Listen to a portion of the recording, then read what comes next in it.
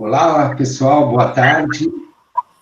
Nós vamos começar a nossa discussão de hoje, mas eu ia pedir primeiramente para que todos deixassem o seu microfone e a sua câmera desligada, porque para não causar eco na nossa transmissão. Então, vamos tentar todos desligarem o som. Eu acho que tem algumas pessoas que estão ainda com o telefone está dando o microfone ligado. Michele Domingues, eu estou vendo aqui, você pode desligar o seu microfone para que a gente possa começar?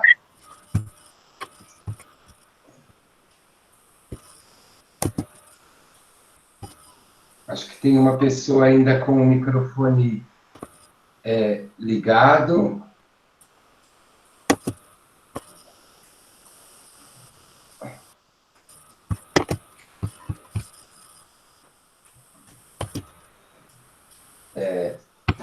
Muito bem.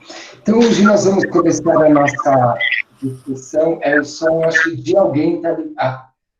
Acho que agora melhorou. Muito bem, então nós vamos começar a nossa discussão. Essa é uma atividade do momento da pandemia, que foi organizada pela Liga Acadêmica de Enfermagem e Cardiologia, a LAEC, em conjunto comigo, que sou o preceptor desta liga.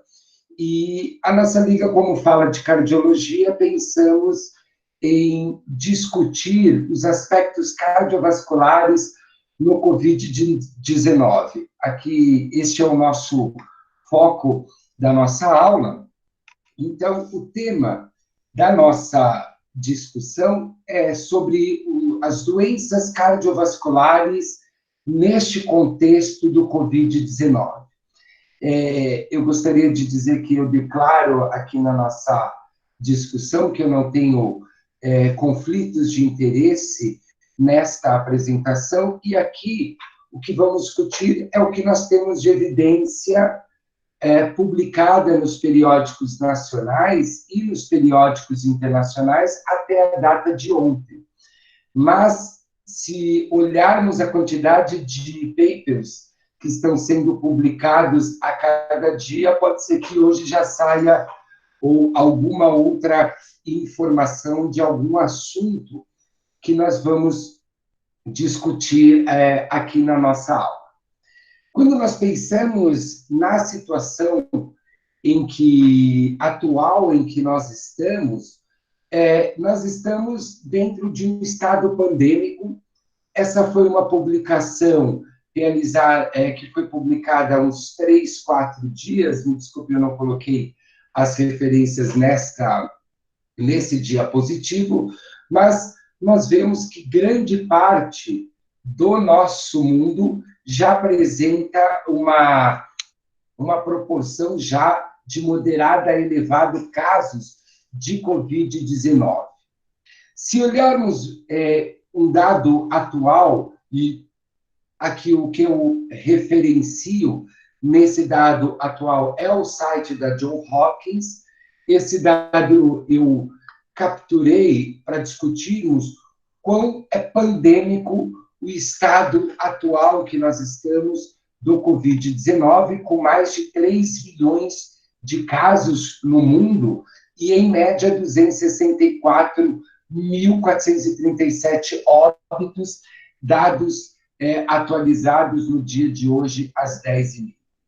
Então, o que vimos é que o nível de transmissibilidade do Covid-19 é muito grande e nós temos, em média, em torno, dependendo da publicação, que gira em torno de 15% a 17% de pacientes que desenvolvem sinais clínicos do Covid-19 e se apresentam na unidade de saúde em estado grave. Vimos também que muitos desses pacientes, e é o que vamos discutir neste encontro de tarde, é que muitos desses pacientes apresentam comorbidades cardiovasculares ou comorbidades respiratórias, e a presença dessas comorbidades aumenta muito a probabilidade de evolução desfavorável e de óbito nessa população. Ademais, além do alto nível de transmissibilidade do Covid-19, a alta associação com comorbidades cardiovasculares, temos visto que o Covid-19 também traz repercussões no sistema cardiovascular. E então vamos discutir esses 2 pontos para a nossa apresentação. Quais são as comorbidades que aumentam a probabilidade de ter do paciente apresentar um grau mais severo do Covid-19 e quais são as repercussões do Covid-19 no estado cardiocirculatório. Então, nós vimos que o Covid-19, isso já bem descrito, tanto em papers da prática clínica, tanto em papers da básica, né, da disciplina básica, que o Covid-19 é causado pelo SARS-CoV-2 e que ele apareceu no final de 2019 em Wuhan. Então, as primeiras publicações que temos do ponto de vista epidemiológico e análise de alguns desfechos foram estudos publicados na China, mas que hoje nós já temos publicações mundiais a respeito da caracterização clínica e da morbimortalidade desses pacientes. E ainda, em 2019, a Organização Mundial de Saúde coloca essa nova doença como o coronavírus 2019 ou Covid-2019. Já é sabido pelos estudos que o SARS-CoV-2 ele adentra dentro da célula por meio do receptor da enzima conversora da angiotensina 2. E essa entrada desse vírus por esse receptor ECA2 tem sido demonstrado nos estudos que há um aumento importante de citocinas inflamatórias E em detrimento dessa chuva de citocinas inflamatórias, se assim podemos dizer, ocorre uma apoptose induzida pelo próprio processo isquêmico. Já podemos pensar aqui no nosso contexto da cardiologia que esse receptor de membrana, o ECA2, ele acaba sendo um pouco diferente do receptor das medicações que nós utilizamos como os inibidores da enzima conversora de angiotensina 2, e que vamos discutir mais para frente, que ainda não há evidência disponível que sustente a suspensão nos pacientes hipertensos em uso de inibidores de ECA ou principalmente de inibidores da ECA. Então, nós temos, e essa foi uma meta-análise, uma revisão sistemática, com meta-análise, que as principais manifestações clínicas nos pacientes com COVID, sem sombra de dúvida, já são as manifestações que já têm se discutido muito na mídia ou nos artigos publicados, que entra a febre, a tosse e a dispneia. Então, nós vimos que nós temos dentro do COVID-19 manifestações clínicas que são manifestações mais comuns e manifestações que acabam sendo um pouco mais raras. Mas dentro das manifestações comuns, nós temos a febre, a tosse e a dispneia, e alguns estudos trazendo outras manifestações como dor de garganta, produção de secreção, dor de cabeça, diarreia e até a perda, principalmente do cheiro e do olfato dentro dessas manifestações clínicas do COVID-19. Ainda do ponto de vista de imagem, o que a gente tem visto, principalmente nos pacientes com manifestações clínicas mais severas, é que na radiografia de tórax, alguns pacientes têm apresentado aquelas imagens de consolidações em filtrados bilaterais difusos, e quando esses pacientes são submetidos à tomografia de tórax, nós temos aquelas imagens que ficou bastante conhecido ultimamente, com a imagem de vidro fosco, ou padrão fosco, que estão relacionados com o processo inflamatório do parênquima pulmonar, que é o que justifica as manifestações clínicas nesses pacientes severos de insuficiência respiratória aguda hipoxêmica, ou seja, com queda na concentração de oxigênio. Porém, alguns estudos já demonstraram que, além do quadro de hipoxemia, há também, em alguns pacientes, situações de hipercapnia.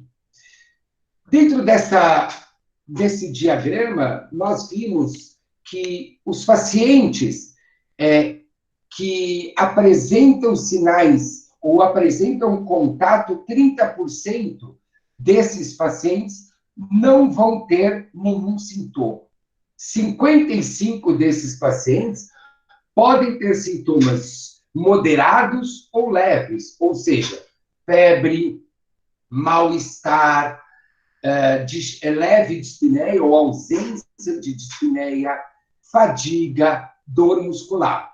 Mas aqui está o grande problema das manifestações clínicas dos pacientes com COVID. São os pacientes que apresentam com sintomas mais severos, ou seja, com sinais clínicos de dispneia, dispneia ao repouso e leve quadro de hipoxemia, e 5% desses pacientes que apresentam sintomas críticos de insuficiência respiratória, hipoxemia grave, e, em alguns casos, com sinais de choque podendo ser um choque distributivo ou até mesmo, e aí culmina com o objetivo da nossa aula, como sinais clínicos de choque cardiogênico.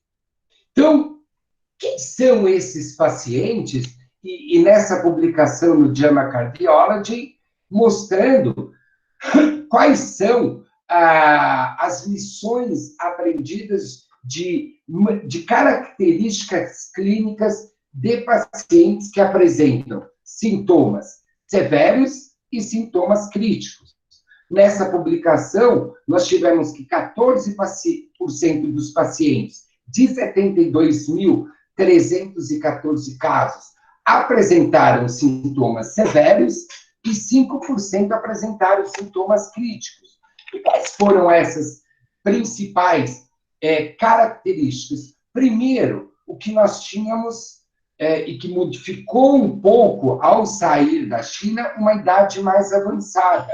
Temos grandes relatos de miocardites fulminantes em indivíduos mais jovens, de 30, 35 até 65 anos.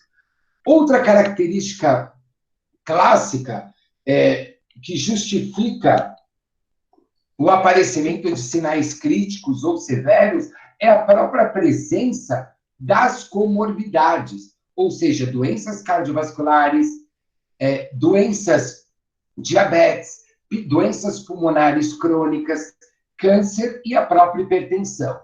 A obesidade também tem sido colocado, e até uma publicação realizada ontem, demonstrando que os doentes e os pacientes obesos, eles têm maior probabilidade de desenvolvimento de sinais e situações críticas a severas. E o próprio sexo masculino. Então, diante dessa revisão sistemática, com análise estatísticas, com meta-análise, publicada no Journal of the American College of Cardiology, demonstrando que a diabetes ela esteve mais presente em indivíduos que tiveram necessidade de terapia intensiva do que aqueles que não tiveram necessidade de terapia intensiva. Então, no montante total, nesta análise, maior parte dos pacientes que tinham diabetes tiveram maior necessidade de admissão na unidade de terapia intensiva. Já levando em consideração que, do ponto de vista fisiopatológico, os pacientes diabéticos são pacientes, pelo próprio estado hiperglicêmico, mais inflamados, e a associação do aumento das citocinas inflamatórias do COVID, eu tenho uma chuva maior de células inflamatórias que tem feito com que esses pacientes tenham maior necessidade de admissão em UTI. Ainda, falando da diabetes, observamos um outro estudo de Guan, que foi, obviamente, desse ano também, do autor da China, demonstrando que os pacientes diabéticos têm maior chance de um COVID severo.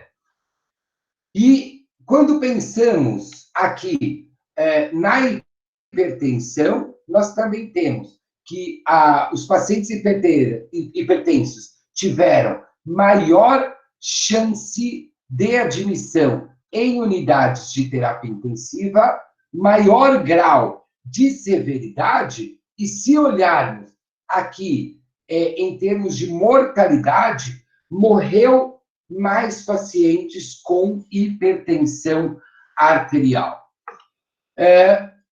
Se olharmos na questão do tabagismo, em termos de severidade também, o indivíduo diabético, o indivíduo hipertenso, o indivíduo tabagista, são indivíduos que têm maior probabilidade de terem indicação, tanto em unidade de terapia intensiva, embora essa questão da indicação no tabagismo não ficou muito clara, mas maior grau de severidade nesses pacientes. Em termos de comorbidades cardiovasculares, Então, a doença arterial coronária, nesse estudo de Wang, com 138 pacientes, mostrou que pacientes já portadores de DAC, de doença arterial coronariana, maior chance de internação na UTI, e o estudo de Guam, aqui com um N um pouco maior, bem maior, né, de 1.090 casos, demonstrou que os pacientes portadores de doença arterial coronária foram indivíduos que tiveram maior probabilidade de desenvolvimento do COVID de uma forma severa. Do ponto de vista cérebro vascular, eu também tive maior internação desses pacientes na unidade de terapia intensiva, porém, nesse estudo, nós tivemos mais pacientes em estado não severo da doença.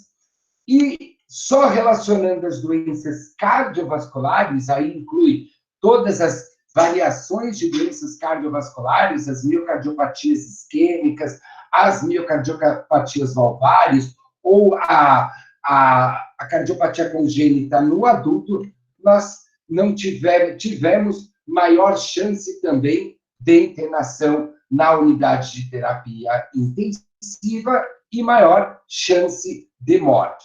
Então, o que nós conseguimos compreender, já com essa revisão sistemática, que a presença de hipertensão, diabetes e tabagismo, doença arterial coronária, cérebro vascular e doença cardiovascular, eu tenho maior chance desses pacientes serem admitidos em unidades de terapia intensiva e terem quadros, obviamente, mais severos do Covid-19, exceto na situação de mortalidade em algumas outras comorbidades que vamos discutir.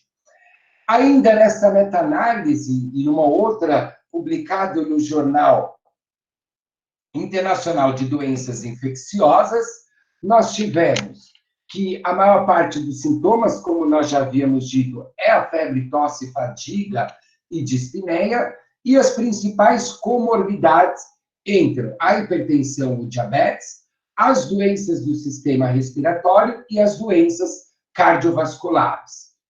Se observarmos dentro dessa análise, temos que os pacientes hipertensos, os pacientes com doença do sistema respiratório e pacientes com doença cardiovasculares apresentam um aumento importante na chance de eventos mais severos. Então, esse é um ponto importante dentro dessa meta-análise, que observamos que o diabetes também apresentou com um nível de significância até que adequada, mas que essas comorbidades aumentam muito a chance de estabelecimento do Covid-19 de forma mais severa.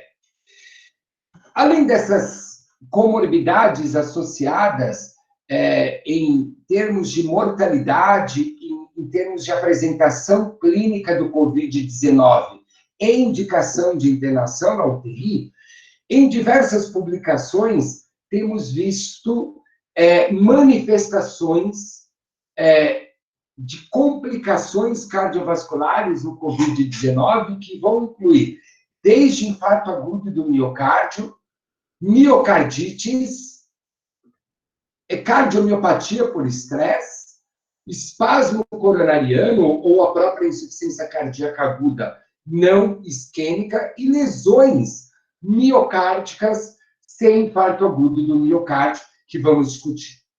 Então, o que a gente tem dentro dessa publicação realizada agora, no mês entre março e abril, que eles compararam a prevalência, né, de diversos tipos de coronavírus, o SARS-CoV, o MERS e agora o SARS-CoV-2, demonstrando que há um aumento, olha aqui, 10%, 30% e aqui no SARS-CoV de 40% em pacientes hospitalizados. Então, o que a gente tem na situação atual? Que pacientes com comorbidades cardiovasculares e fatores de risco para doenças crônicas não transmissíveis, aí inclui doenças respiratórias, cardiovasculares, câncer, eu tenho um aumento exponencial do risco de mortalidade e severidade desses pacientes.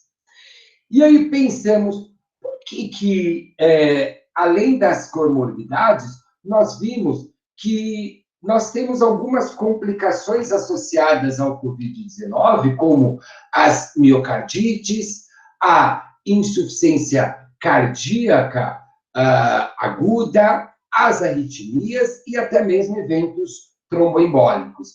E por que acontece essas situações de evento agudo coronariano, insuficiência cardíaca aguda, arritmias e eventos tromboembólicos como complicações do Covid?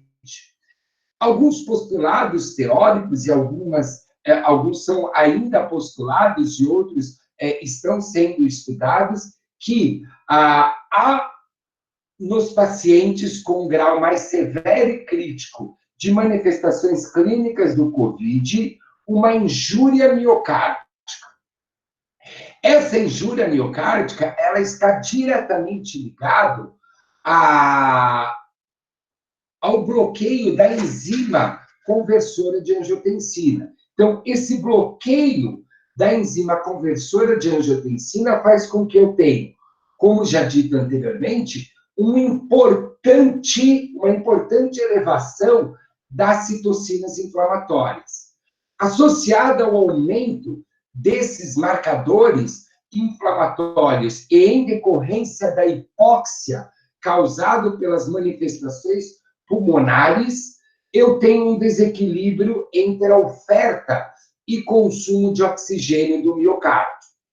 Associado a essa hipóxia tissular e esse aumento das citocinas inflamatórias, interleucina 2, interleucina 6, fatores de necrose tumoral, eu aumento a chance de ruptura de placa aterosclerótica, e como os marcadores inflamatórios levam o indivíduo ao estado pró-trombótico, eu aumento a chance de eventos tromboembólicos.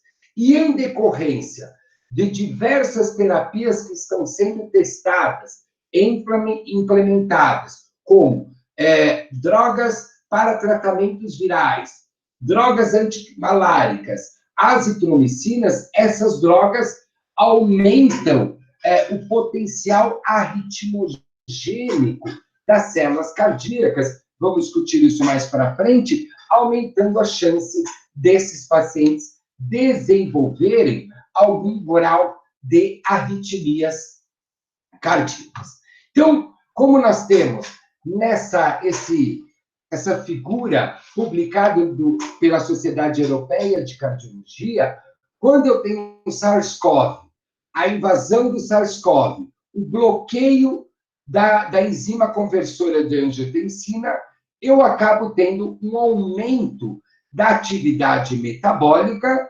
Esse aumento da atividade metabólica aumentando, por sua vez, o processo inflamatório, e aí esse aumento deste processo inflamatório, que pode se manifestar com as alterações pulmonares que temos visto, até mesmo um processo inflamatório e uma injúria miocárdica do músculo cardíaco, levando à lesão tecidual com consequente aumento de troponina, e que pode levar essa injúria miocárdica tanto à insuficiência cardíaca, à miocardite, e esse dano miocárdico associado ao uso de drogas que estão sendo empregadas atualmente na prática clínica,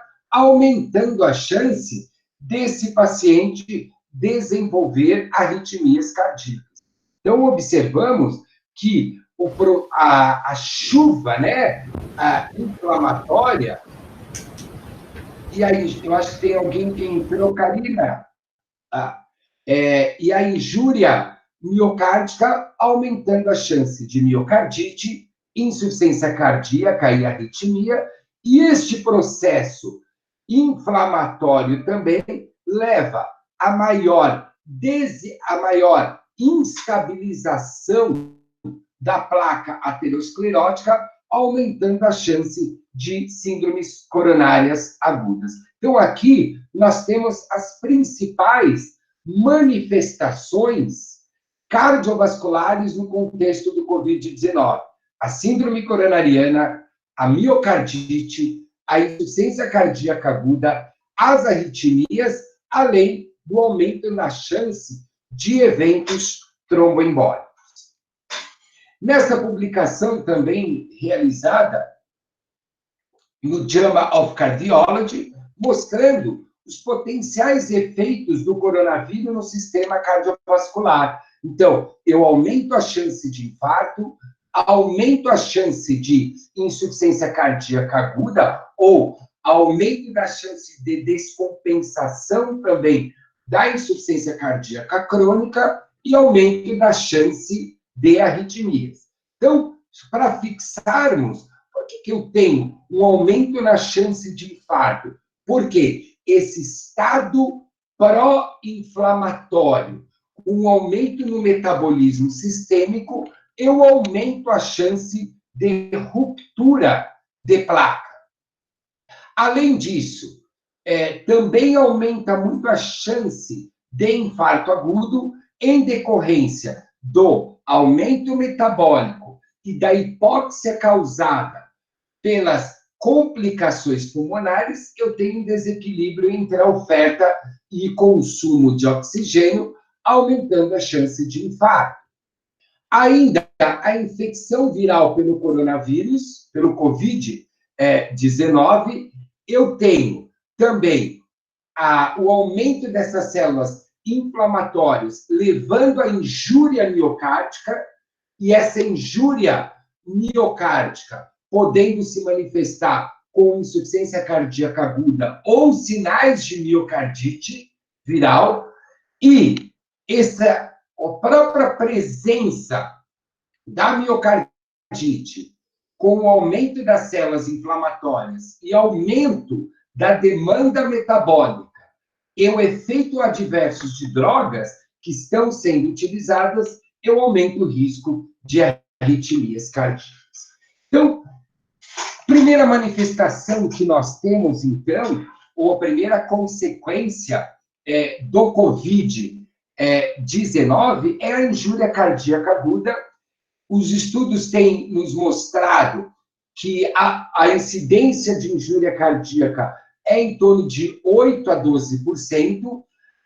Em uma meta-análise de um estudo chinês, mostrou uma incidência de 8% de injúria cardíaca aguda no Covid, e esses pacientes com injúria cardíaca aguda, não muitos dentro desse estudo, mas estudos mais recentes do último mês, mostrando maior prevalência da elevação, principalmente da troponina. Nós já sabemos que a troponina, ele não é um biomarcador hoje considerado somente específico aos pacientes com evento agudo coronariano. Mas a elevação da troponina já tem sido encarado já há algum tempo que qualquer injúria miocárdica aguda eleva a troponina nesses pacientes. E nesse estudo, nessa publicação de Wang, foi um dos estudos com maior número de pacientes lá na China, publicado no JAMA, mostrou que a presença do aumento da troponina acima do percentil 99, 22% desses pacientes necessitaram de UTI. Então, como é que tem sido pensado na injúria cardíaca aguda? É o aumento das enzimas cardíacas, ou seja, a elevação da troponina 1, acima do percentil 99, onde há de se ter aqui a diferença se esse paciente aumentou a troponina por lesão de cardiomiócito pelo processo inflamatório ou se ele elevou a troponina em decorrência de um infarto agudo do miocárdio. E alguns trabalhos demonstrado que a diferença clássica aqui, para que o médico faça esse diferencial, é a análise de contratilidade de parede vista pelo ecocardiograma transtorácico, demonstrando que pacientes com injúria cardíaca aguda, com sinais de insuficiência cardíaca e miocardite, eles acabam tendo um déficit contrátil mais global, diferentemente daquele doente que veio com sinais de COVID, elevação de troponina, e que ele acaba tendo alterações segmentares em determinadas paredes analisadas pela ecocardiografia. Então, a injúria cardíaca, esse aumento de troponina, pode estar relacionado a uma miocardite, a um processo de miocardite, ou não só a miocardite, mas uma falência ventricular aguda. Esse estudo, publicado no Lancet de 2020, demonstrando que 52% dos pacientes que evoluíram ao óbito e 12% que tiveram alta, eles tinham sinais clínicos de falência ventricular.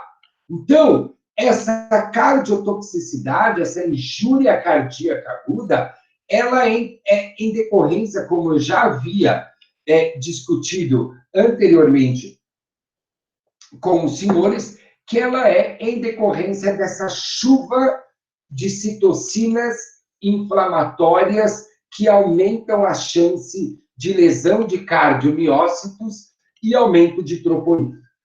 A publicação do ESC demonstrou que o aumento da troponina acima do percentil 99, eu posso pensar em infarto, embolia pulmonar, falência cardíaca, ou como complicações da síndrome do desconforto respiratório aguda, ou quando eu tenho elevações muito importantes da troponina, pensando, podemos associar a esta elevação da troponina o infarto agudo, a miocardite, a cardiomiopatia por estresse, a síndrome de Takotsubo e o próprio estado de choque.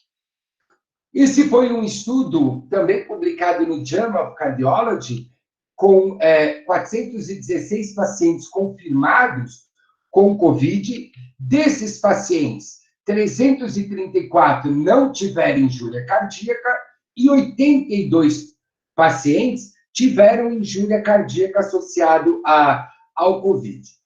Essa presença da injúria cardíaca foi associada em pacientes com maior idade, maior frequência de dor no peito na admissão, e olha lá, maior frequência de comorbidades, e eles apresentaram maior leucocitose, linfopenia, queda de plaqueta, aumento expressivo de proteína C reativa, CPK, troponina, NT-proBNP.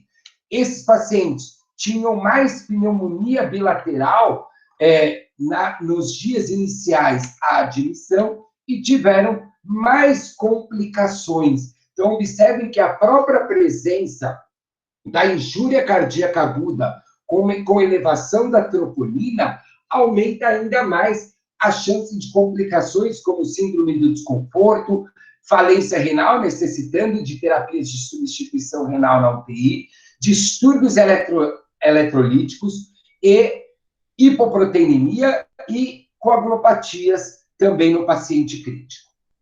Observamos, nesses dados, que nesse mesmo estudo, a própria presença da injúria cardíaca, com um nível de significância extremamente importante, que a própria presença da injúria cardíaca aumenta em 4,2 vezes a chance desse indivíduo, 4,2 a chance de mortalidade nesses pacientes. E isso aqui está demonstrado muito bem nesses gráficos, mostrando que, ao longo do dia, os pacientes que apresentaram injúria cardíaca com aumento de troponina tiveram maior mortalidade, desde o início da apresentação de sintomas, quando comparado, e também do início, desde a admissão. Então, mostrando que uma das grandes complicações cardiovasculares no COVID é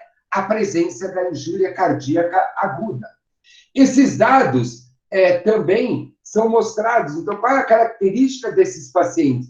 Olha lá, se a gente for ver que a maioria desses pacientes com troponina elevada são homens com maior idade, com mais comorbidades e como complicações cardiovasculares, além da injúria cardíaca, a presença de arritmias. Então, eu havia dito que a própria injúria cardíaca cria um substrato arritmogênico no miocárdio que aumenta a chance de desenvolvimento de taquicardias ventriculares e fibrilação ventricular. Também temos ainda outras complicações associadas à presença do aumento da troponina, ou seja, da injúria cardíaca aguda. Seria a coagulopatia e a lesão renal. Então, a gente observa que o aumento da troponina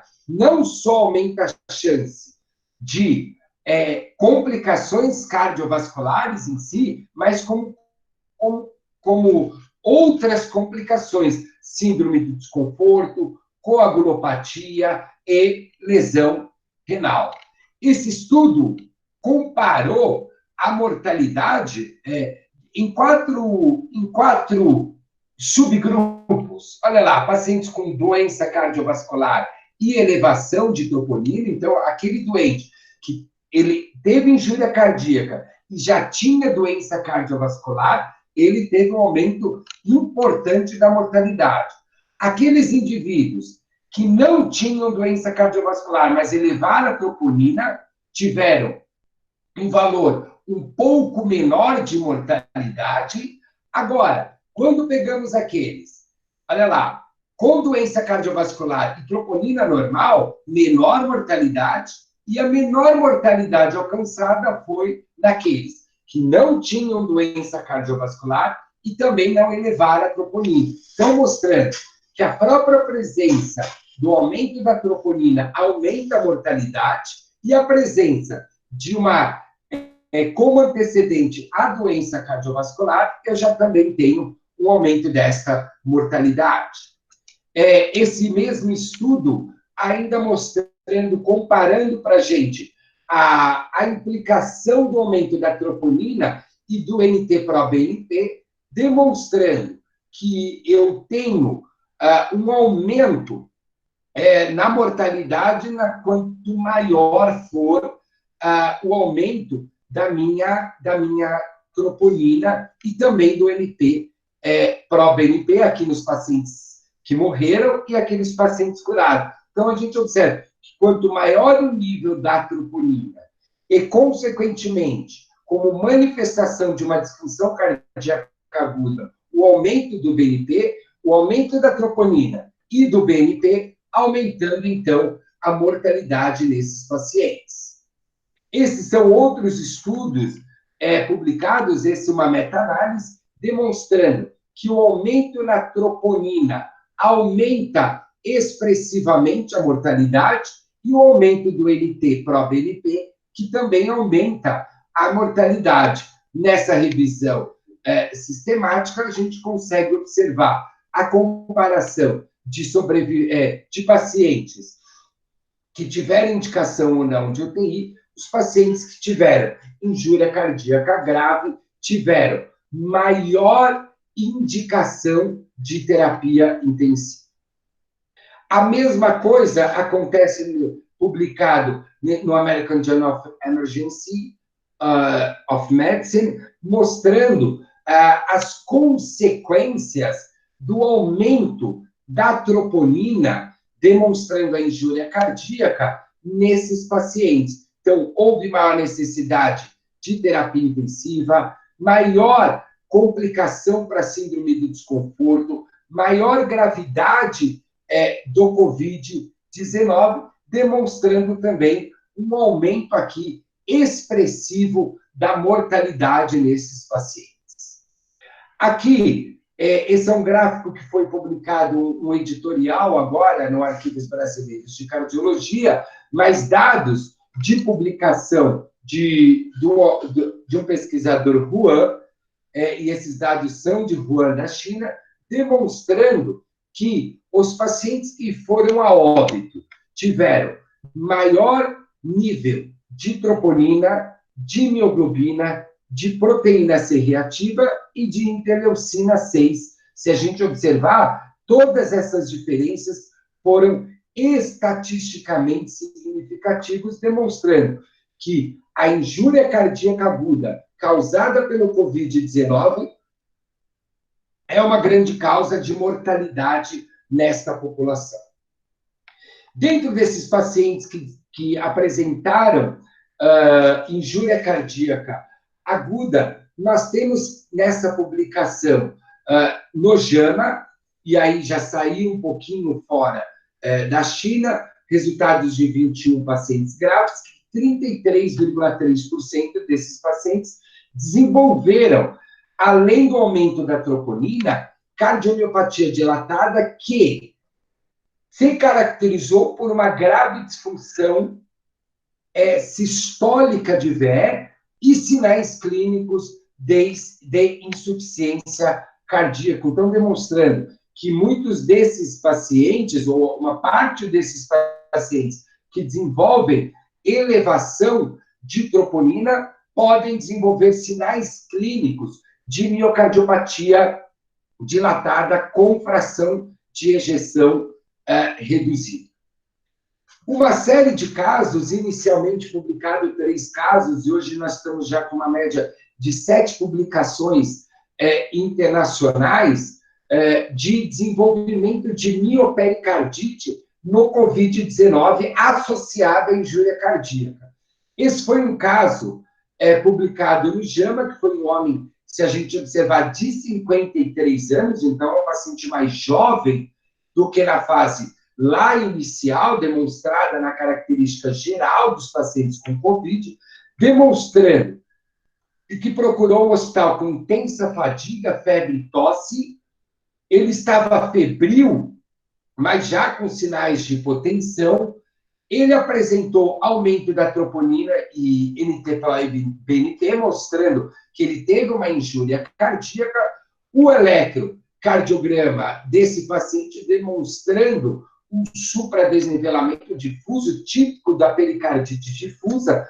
Esse paciente foi encaminhado, então, para a tomografia, demonstrando um adelgaçamento da parede ventricular com leves sinais, ou com sinais aqui de derrame pericárdico nesse paciente, então demonstrando que uma das manifestações da injúria cardíaca aguda no Covid-19 pode ser a miopericardite. Importante ressaltar que dentro de todos esses relatos de caso, nas publicações, nenhum fez o padrão considerado maior, ou padrão ouro, que seria a biópsia endomiocárdica, principalmente pelo estado pandêmico em que estamos vivendo e pelo grau de instabilidade clínica desses pacientes. Então, a maioria desses diagnósticos de miopericardite foi relacionado a exames de imagem, exames ecocardiográficos e eletrocardiográficos e clínicos desse paciente. Esse é um outro caso, olha lá, uma pessoa bem mais jovem, um homem de 37 anos, com intensa dispneia, dor precordial e diarreia, chega no hospital com um quadro de hipotensão, é confirmado o Covid pelo SWAB, demonstrando esse raio-x mais à nossa esquerda, um aumento importante da área cardíaca com infiltrado bilateral difuso, que a gente não saberia aqui se esse infiltrado bilateral difuso, porque parece ter um padrão de cefalização de trama, se isso é em decorrência da falência ventricular ou da própria destruição do parênquima pulmonar, que pode acontecer no Covid-19. Esse paciente tem a presença de vidro fosco na tomografia e um aumento importante da área cardíaca e também um eletrocardiograma demonstrando sinais de pericardite, como supradifuso do segmento ST. Esse paciente ele foi tratado com imunoglobulina humana e corticoides, e aqui nós temos a resposta da melhora importante do raio-x desse mesmo paciente e a melhora desse corte tomográfico, e aqui a melhora também do eletrocardiograma. Ainda um outro caso de pericardite na Covid-19, você vê que são mulheres, o que nos parece nessa série de casos, que são pacientes mais jovens que têm feito essa pericardite. Era uma mulher de 21 anos que chega no hospital com uma sensação de febre, tosse, diarreia, dispneia, com suave positivo. Ela vem com raio-x com aumento importante da área cardíaca, hematomo com a presença de vidro fosco bilateral, e o eletro, que está muito ruim aqui, mas imagens de sinais de ectopias ventriculares. Essa paciente foi encaminhada para angiotomo de coronária, que mostrou uma coronária normal, mas o miocárdio hipertrofiado, demonstrando aqui um adelgaçamento, um edema dessa parede ventricular, sinais típicos de miocardite. Aqui, uma publicação um pouco mais recente, essa, que é a miocardite no paciente tratado com Covid-19, publicada na Revista Espanhola de Cardiologia. Esse é um paciente que já teve uma manifestação mais grave, ele teve a necessidade de utilização de ECMO, e mesmo após a melhora importante radiográfica, esse paciente, dentro dessa carta científica, desse relato de caso, manteve-se em ECMO. Esse foi um outro caso também de um homem jovem, obeso, com elevação de troponina, mostrando esses sinais clássicos de miopericardite que pode acontecer no COVID. Muito bem. Então, além da injúria cardíaca, que pode se manifestar com insuficiência cardíaca aguda ou miocardite, nós também temos o aumento da chance de evento agudo coronariano no COVID, porque o próprio processo inflamatório e o aumento do estresse de cisalhamento aumenta a ruptura de placa.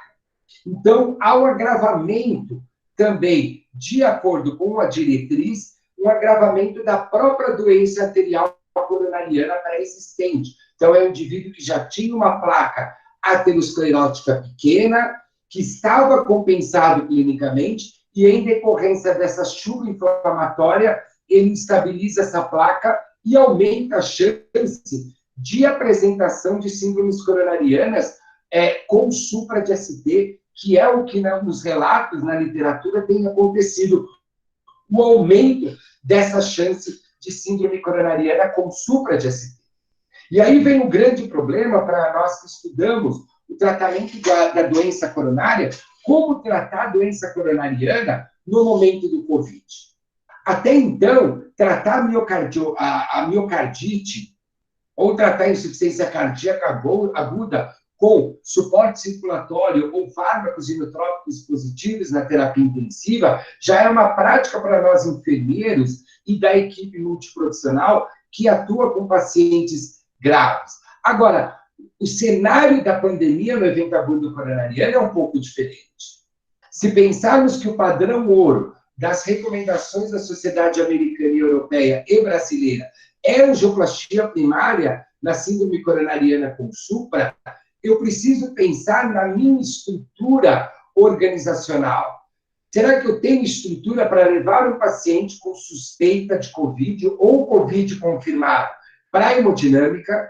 Eu tenho que pensar o aumento na chance de contaminação dessa equipe no setor de hemodinâmica e a contaminação da sala também. Por isso que, inicialmente, e quando eu falo inicialmente, eu estou falando em 2 meses no máximo atrás, a primeira indicação era que, dentro dessa pandemia, com a chance de transmissibilidade ser muito grande, a indicação estava sendo a trombólise. Mas tudo vai depender da estrutura e dos recursos humanos que nós temos. Então, o ESC, ele colocou alguns dados para a gente, pacientes que chegam com suspeita de evento agudo coronariano e que não tem nenhum sinal clínico de COVID, ele tem que ser triado conforme os protocolos institucionais, mas se ele tiver com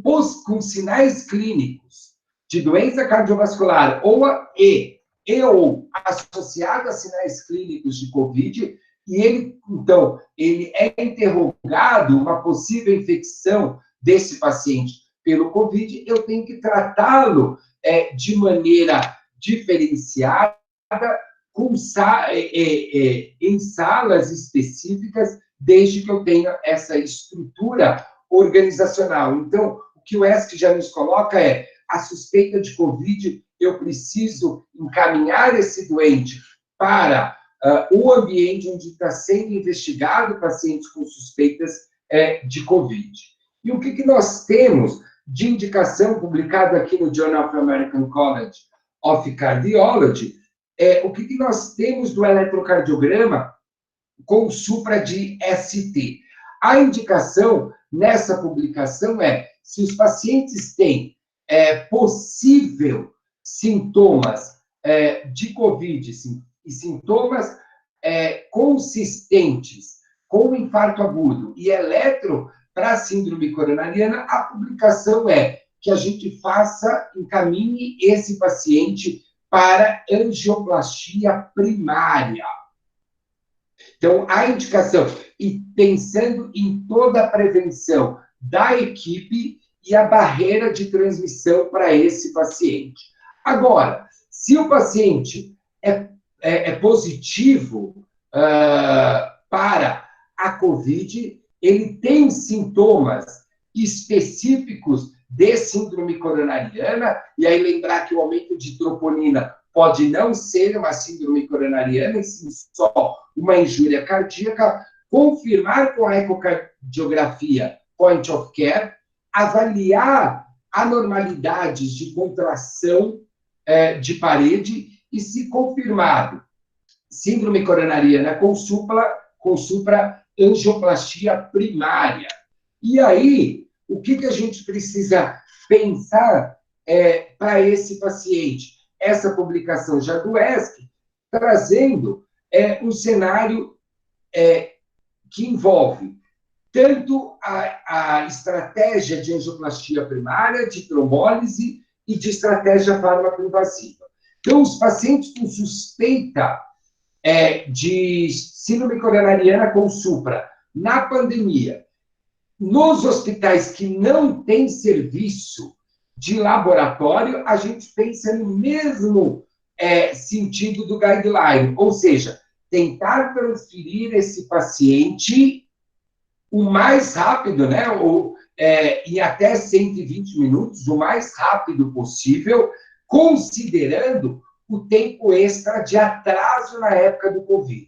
Se você não conseguir transferir esse doente em até 120 minutos, considerando o risco de atraso, trombólise para esse paciente. Agora, pacientes que chegam no hospital e que têm serviço de hemodinâmica, faz-se a angioplastia desses pacientes. Então, a gente segue a mesma linha de raciocínio, ou seja, se eu conseguir transfiro para a angioplastia primária. Senão, eu tenho que trombolizar e pensar numa transferência o mais rápido possível, que é a estratégia fármaco-invasiva já utilizada aqui em São Paulo e no mundo. Agora, se eu estou diante de um hospital onde eu tenho um serviço de hemodinâmica, a indicação é a angioplastia primária, desde que eu mantenha todas as precauções, tanto para a equipe, tanto para o paciente, com o intuito de evitarmos a disseminação da transmissão para a equipe. Agora, e o que a gente pensa nos pacientes com síndrome coronariana sem supra? A gente segue o mesmo protocolo da síndrome coronariana sem supra fora da pandemia. Ou seja, pacientes de muito alto risco, pacientes graves, é uma síndrome coronariana, está confirmado ou não o COVID, a gente tem que pensar na estratégia invasiva, desde que a gente siga as precauções. Pacientes de alto risco, estratégia invasiva em até 24 horas, intermediário risco e baixo risco, estratégias não invasivas para esses pacientes. Ok? Ainda pensando que esses pacientes podem evoluir para choque cardiogênico, seguem as mesmas recomendações do tratamento do choque e na manutenção da prevenção para a transmissibilidade desse vírus.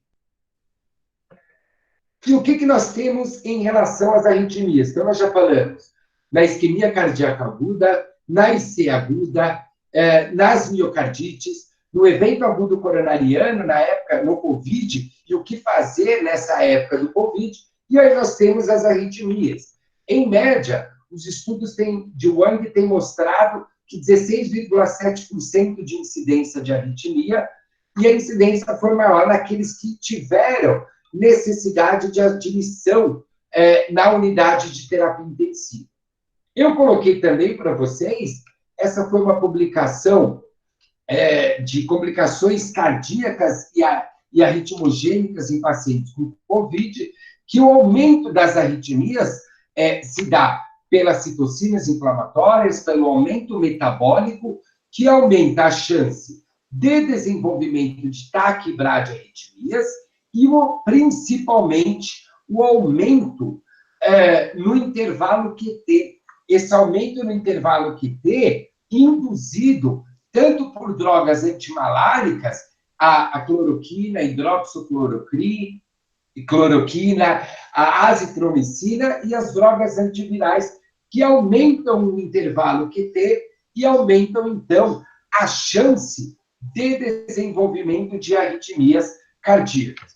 Essa publicação no Heart Rhythm, no mês passado, colocando uma proposta de fluxograma baseando-se no intervalo QT, ou doenças cardíacas, ou bradiarritmias já presentes, tanto para presença de indicação de cloroquina ou hidroxicloroquina, tanto indicação de azitromicina e drogas antivirais, demonstrando que essas drogas podem ser feitas desde que esse doente tenha uma monitorização rigorosa do intervalo QT, porque sabemos que o aumento do intervalo QT aumenta a chance de desenvolvimento de taquiarritmias.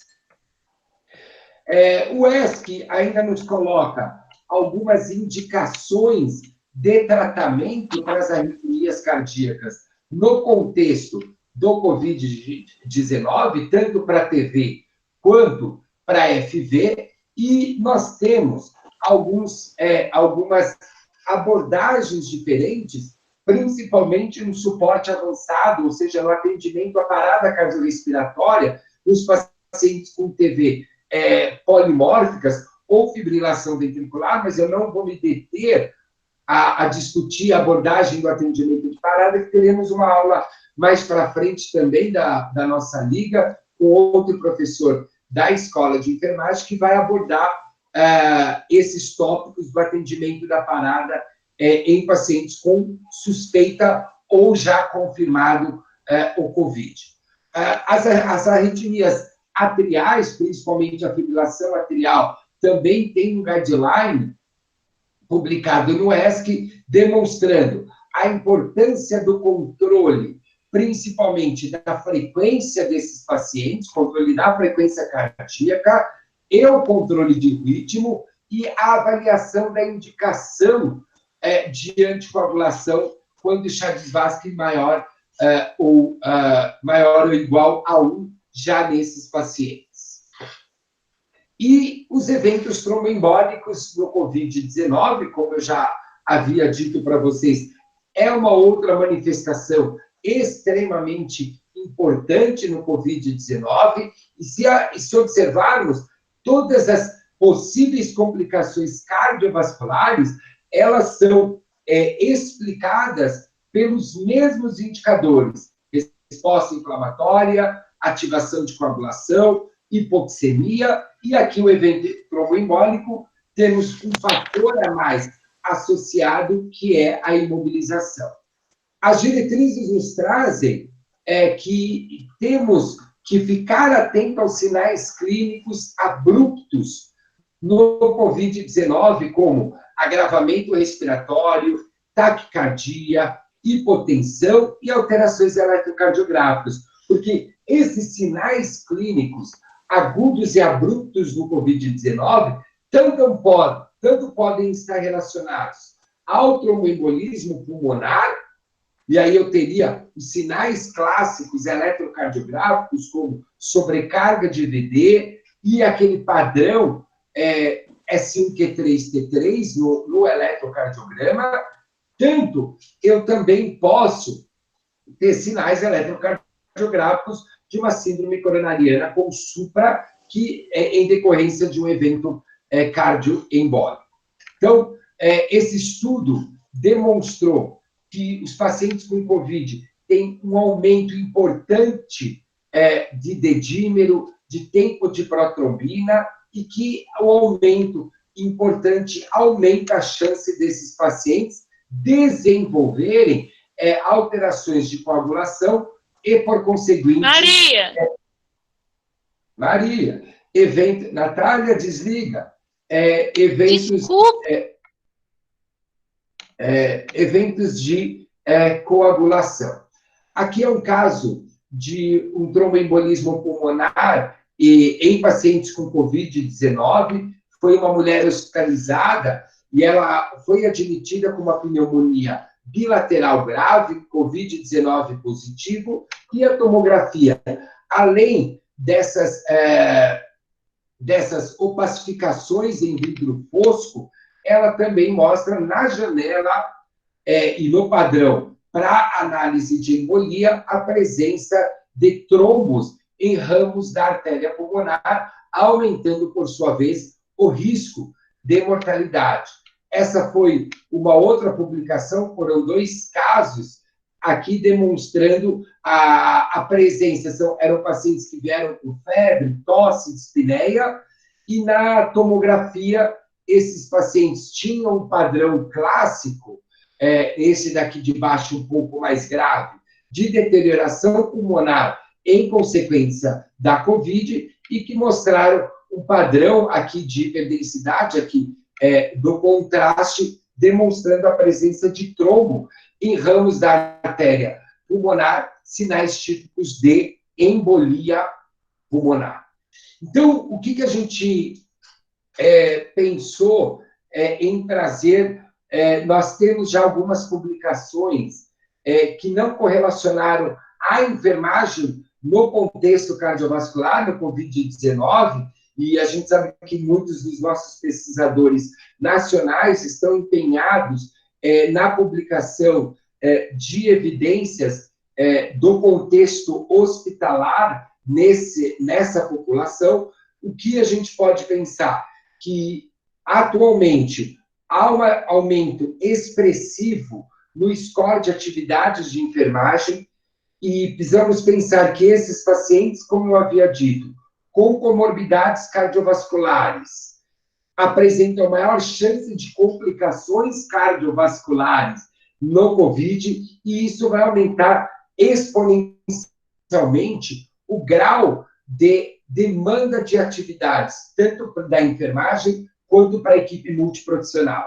Essa publicação no Intensive and Critical Care Nursing, uma revista de alto impacto na terapia intensiva da enfermagem, já demonstrando que o score do NAS aumentou expressivamente quando comparado pacientes com COVID naqueles pacientes em unidades de terapia intensiva geral, não nesse momento da pandemia, demonstrando que teremos a necessidade de recursos humanos adequados para tratar adequadamente esses pacientes.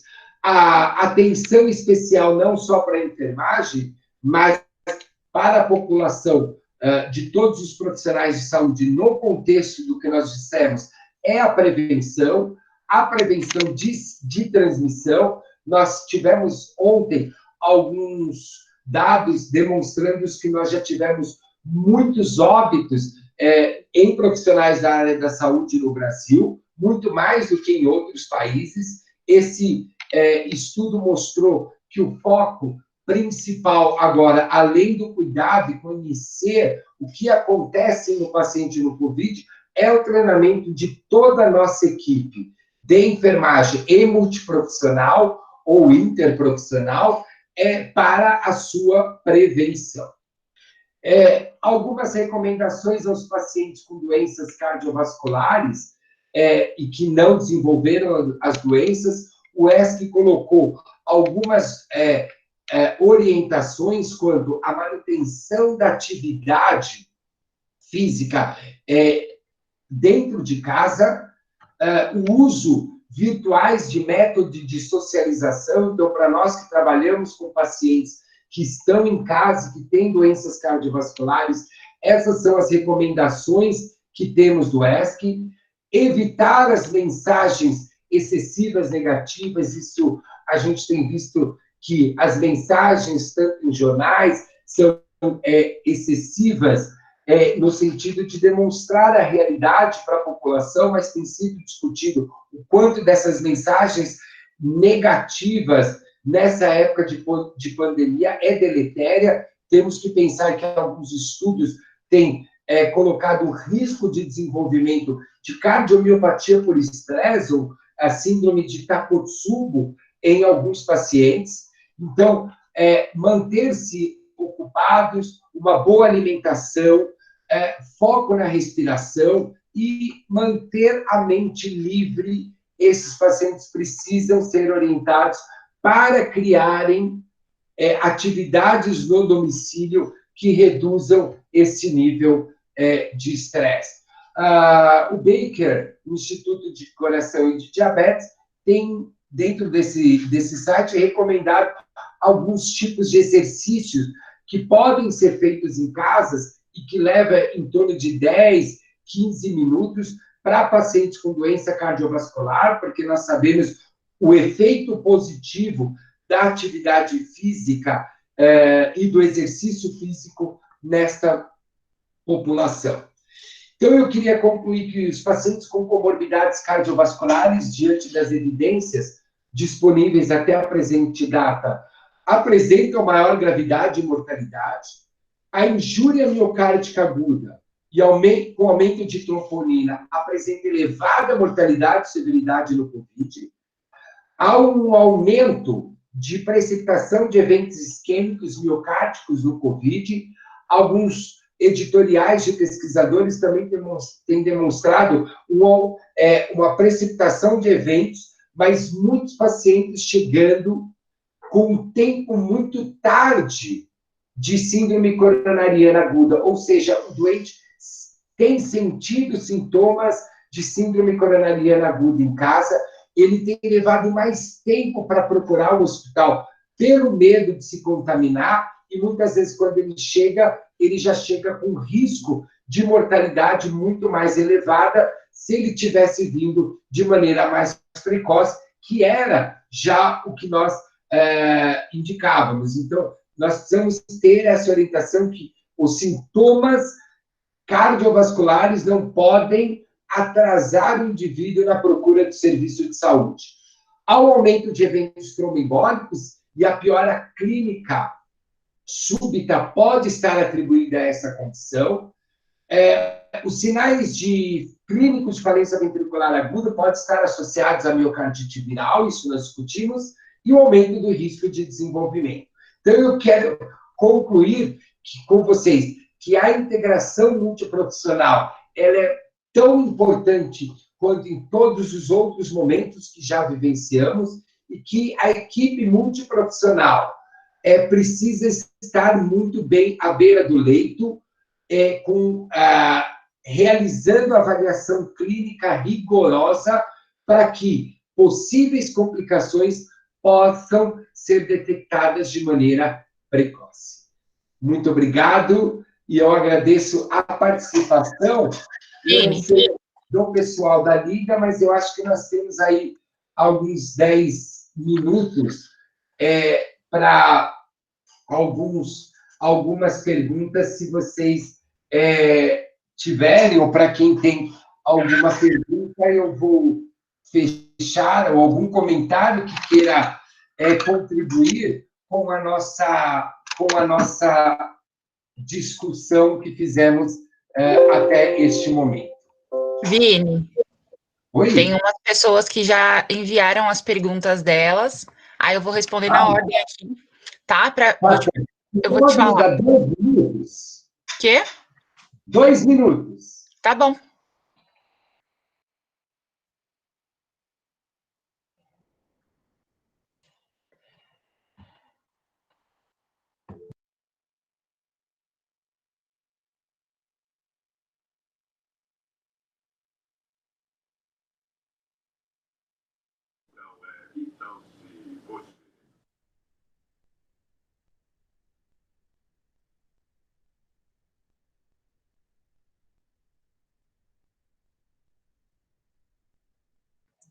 Gente, a gente está vendo as mensagens de vocês no chat. Obrigada pela presença de todos vocês. Foi muito bom ter vocês conosco. A gente vai ter outras aulas ao longo do mês e a gente vai divulgando nas nossas redes sociais. Falem para os seus amigos, colegas que não conseguiram participar dessa porque não deu tempo de se inscrever, para ficarem atentos, porque essa teve uma procura muito alta, ainda bem, a gente ficou muito feliz. E a gente vai disponibilizar a gravação dessa aula depois, para quem quiser reassistir ou compartilhar com alguém. E também os slides, o Vini vai transmitir também para a gente, tá bom? Não esqueçam de preencher o forms que a Larissa mandou aqui no chat para vocês conseguirem receber o certificado de participação. Pronto, Vini? Olá. Eu vou ler para você, tá bom?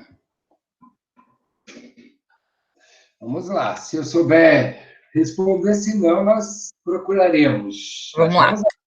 A primeira pergunta foi da Daisy Santana. Ela perguntou se o aumento da troponina já quer dizer que houve lesão miocárdica pelo COVID. Tá. Então, o que a literatura nos diz é que se o aumento da troponina for acima do percentil 99, é que já teve injúria miocárdica aguda. Então, o aumento da troponina, ele já indica uma injúria miocárdica se acima do percentil 99, tá? Acima do percentil próximo a 200, isso já indica que ou eu estou diante de um infarto agudo ou de uma miocardite grave. Então, o aumento da troponina é um indicador de injúria miocárdica. É muito importante a gente sempre gravar que, na prática clínica, para quem trabalha no pronto-socorro, unidade coronariana, aumentou a troponina para nós é infarto agudo do miocárdio com ou sem supra-desnivelamento de segmento ST. Mas não necessariamente, e hoje a gente tem visto com esses casos, que aumento da troponina é igual a infarto. Não. Aumento de troponina, ele tem que considerar como um biomarcador, um marcador de necrose miocárdica. Beleza. Tem outra pergunta, que é do Valdeir Bittencourt, acho que eu pronunciei certo, que ele perguntou o seguinte, é uma pergunta grande. O Ministério da Saúde disponibiliza um banco de imagens para auxiliar os profissionais de saúde no diagnóstico de coronavírus, ofertando aparentemente uma realização de triagem a partir de exames de imagem de raio-x e tomografia computadorizada de tórax, de casos de pacientes suspeitos pelo Covid. O senhor acha que o Brasil está preparado para apoiar no atendimento dos casos e permitir agilidade na adoção de condutas? sei se está preparado. Eu acho que assim, esse banco de imagens que nos ajudam para o diagnóstico de Covid, ele serve para nos auxiliar. A gente precisa pensar que, assim, eu não sei se eu entendi muito bem a pergunta. Por mais que aqui o nosso foco tenha se discutido esses aspectos clínicos, mas a responsabilidade do profissional médico em fazer o diagnóstico é o dele.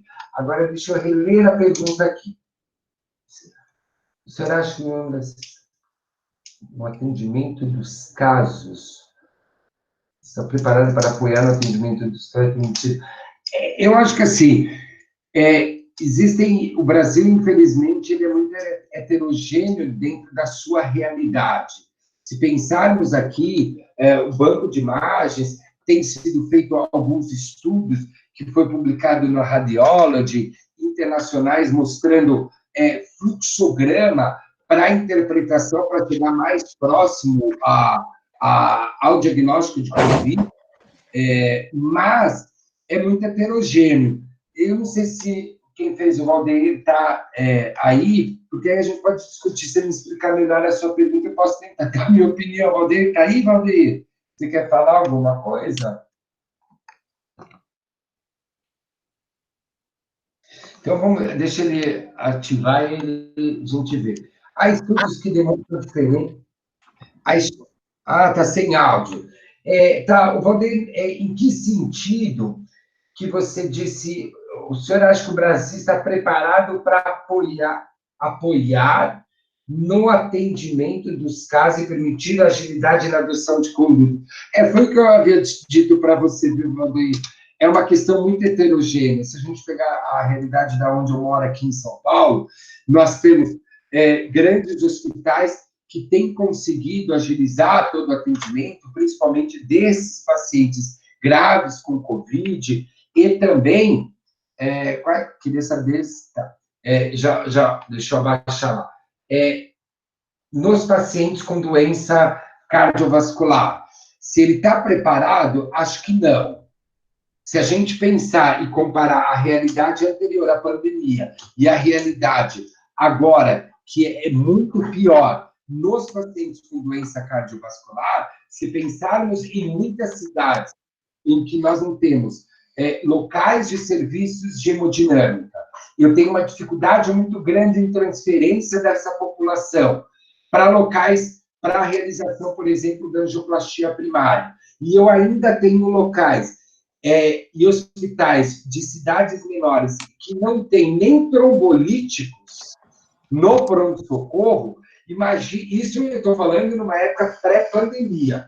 Imagine agora nesse estado de pandemia. Então, é muito heterogêneo. Se a gente pensar, um indivíduo que vai para um hospital de um nível A e que ele desenvolve uma injúria miocárdica aguda, ele desenvolve uma IC aguda, uma insuficiência respiratória, e lá ele vai lá e passa um ECMO.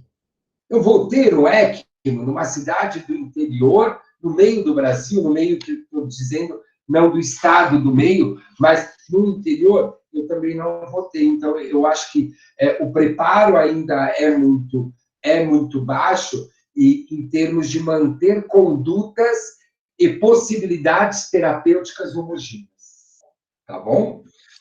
A próxima pergunta é a da Luísa Xordas. Ela perguntou se há estudos que demonstram a diferença na severidade da doença em pacientes hipertensos que aderem ao tratamento, principalmente com medicamentos inibidores de ECA. Quando comparamos aos pacientes que não aderem ao tratamento? Não, ainda porque a maioria dos estudos não conseguiram chegar nesse nível. Vamos pensar que a gente está com 2, 3 meses. Então, assim, há uma severidade maior. Primeiro que, assim, não há estudos que mostram, esse é o primeiro ponto que a gente tem que pensar. Até há recentes dias, não há indicação, primeiro, pacientes que fazem uso de inibidores da ECA2 em suspender essas drogas. Então, e também não há evidências que demonstram que o uso do IECA e o não uso do IECA altera a mortalidade. Aí, isso, se a gente for pensar, além de pensar no nível de aderência avaliado pelos instrumentos que temos. Então, não temos isso. A única consideração que nós temos, até o momento, das sociedades de cardiologia e de hipertensão é não suspender inibidores da ECA nos pacientes que fazem uso desses inibidores da ECA. Por quê? Porque, por mais que o receptor é chamado de ECA2, são diferentes. O que o vírus faz? Ele bloqueia o receptor da ECA2. Então, acreditava-se que, se o vírus bloqueasse o ECA2, aumentasse a injúria miocárdica, aqueles indivíduos que tomam inibidores da ECA teriam mais receptores bloqueados e mais lesão miocárdica. Isso não tem sido demonstrado, isso tem sido... a única posição é manter o uso dessas drogas. Próxima pergunta é do nosso Cauê Viana. Ele perguntou, qual é a elevação de troponina e de dímero que está sendo relatado também? É comum o CAT primário sem alteração? Muito. Então, assim, aqueles casos, às vezes CAT, às vezes angiotomo de coronária. Então, por exemplo, aqueles casos, alguns pacientes foram para a cineangiocoronariografia, nos casos de miocardite, e outros casos foram encaminhados para angiotomo de coronária.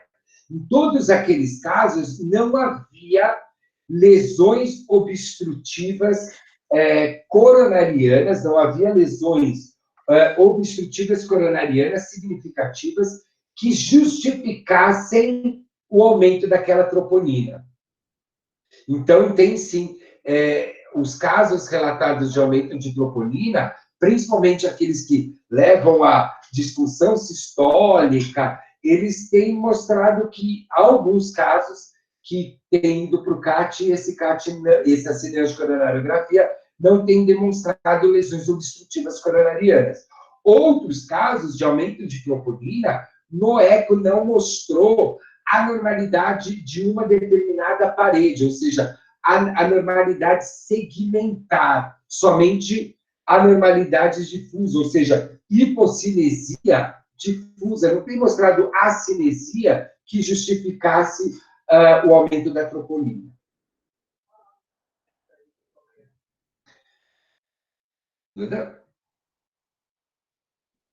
Opa, desculpa, Vini. Acabou. Essas foram todas as perguntas, você respondeu todas. De bone, eu não esqueci de você. Estamos chegando lá. O uso da cloroquina pode trazer maiores complicações para o paciente com alguma cardiopatia? O que tem demonstrado que, assim, o uso da cloroquina, ele aumenta o intervalo QT e aumenta a chance de ter VFV. Em pacientes que já tenham o intervalo QT já elevado, o uso adicional dessa droga, eu preciso ter uma monitorização muito mais rigorosa eletrocardiográfica e muitas vezes até, dependendo da estrutura que eu tiver, um acompanhamento com o cardiologista. Temos mais uma pergunta aqui. Paciente com COVID está bem, com COVID bem descompensado, aguentará uma angioplastia? Então, é aquele caso de risco-benefício. Então, esses pacientes, por exemplo, ele chega com uma síndrome coronariana com COVID, vamos pensar num caso grave, Elza. Ele chega com uma insuficiência respiratória grave, ele é entubado, e além dele chegar com uma insuficiência respiratória grave, entubado, ele tem uma síndrome coronariana com supra. Porque desgraça pouco, às vezes é bobagem, né? E aí eu vou fazer o quê com esse paciente?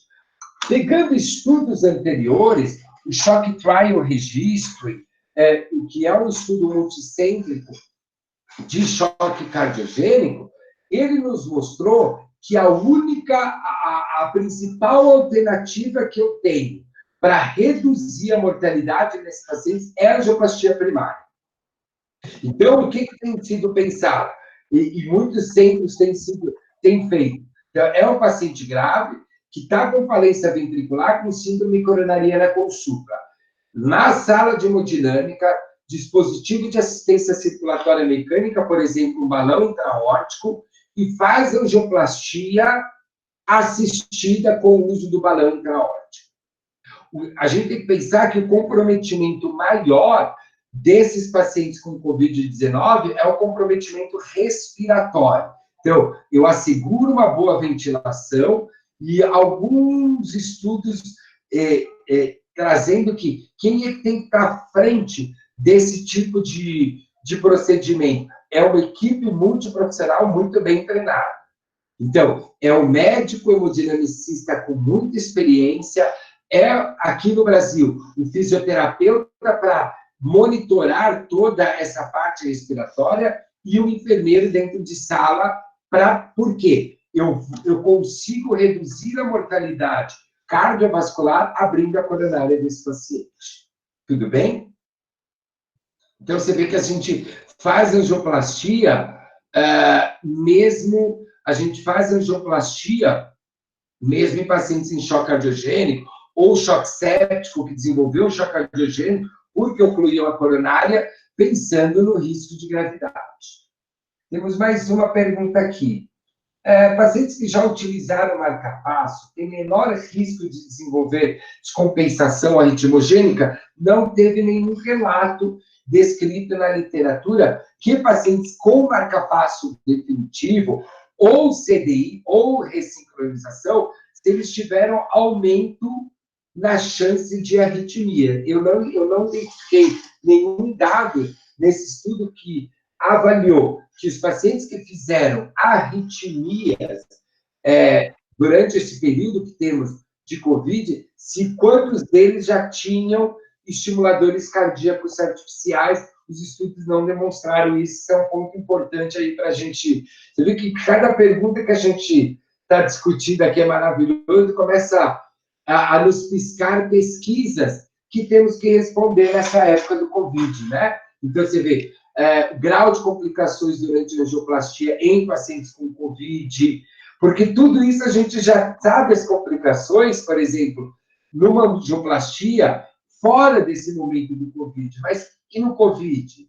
Pacientes com marca-passo são mais graves também, você vê que os estudos, todas as tabelas de caracterização de amostra que eu mostrei na aula não trouxeram que nenhum paciente tinha marca-passo. Então, esse é um ponto mais um a ser respondido.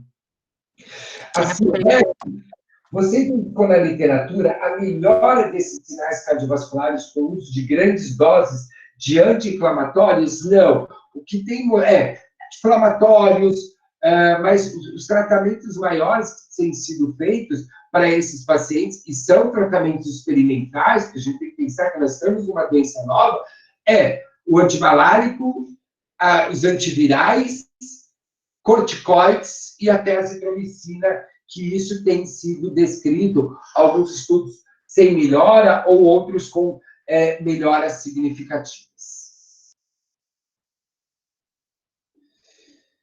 Muito bem. Temos mais aí, Duda? Não, Vini, acabaram as perguntas. Foram todas, você respondeu todas. Não, se há algum dado sobre a incidência de miocardiopatia por estresse, não. Eles citam, eu procurei ontem, não consegui identificar, existe essa probabilidade, mas um dado geral de síndrome de Takotsubo ou miocardiopatia por estresse, não temos esses dados consistentes. Você vê que os casos até de miocardites, temos alguns vídeos do ESC discutindo com pesquisadores, e um desses vídeos foi preciso de miocardite, e uma das pesquisadoras de miocardite na Europa, colocando que, por mais que a gente tenha alguns relatos de miocardite, que foram aquela série de casos que eu passei na aula, nenhum conseguiu o padrão ouro, que seria a biópsia endomiocárdica para esse paciente.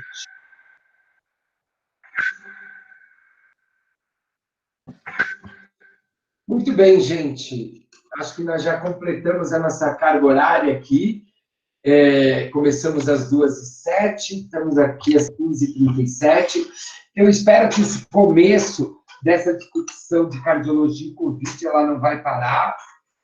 A gente ainda vai ter mais uma aula sobre atendimento de parada cardiorrespiratória geral e o que existe de específico no Covid. Ela também vai ser ela também vai ser aberta a todos a todos que quiserem participar. Eu agradeço a presença de diversos alunos, ex-alunos, colegas de trabalho, colegas que já foram de plantão, amigos de estudo, professores da escola de enfermagem, professores de outras universidades também. Um grande abraço para vocês. Eu deixei o meu e-mail, podem me mandar, e na medida do possível eu vou respondendo, porque ultimamente a gente está com uma demanda bem grande de atividades, e espero ter esse mesmo coro na nossa próxima aula de parada cardiorrespiratória. Um grande beijo para todos vocês. Vini, já teve uma sugestão de aula. A Ana Cláudia sugeriu a gente fazer uma aula sobre atendimento de PCR em Covid. Não, então, nós vamos ter essa aula junto com o Luiz. Vai ser junto, lembra? Sim. Então tá bom. Gente, muito obrigada pela presença. A gente está encerrando por aqui. Obrigado, Elza. Obrigado pelas perguntas. São poucas que eu estou vendo aqui. Obrigada.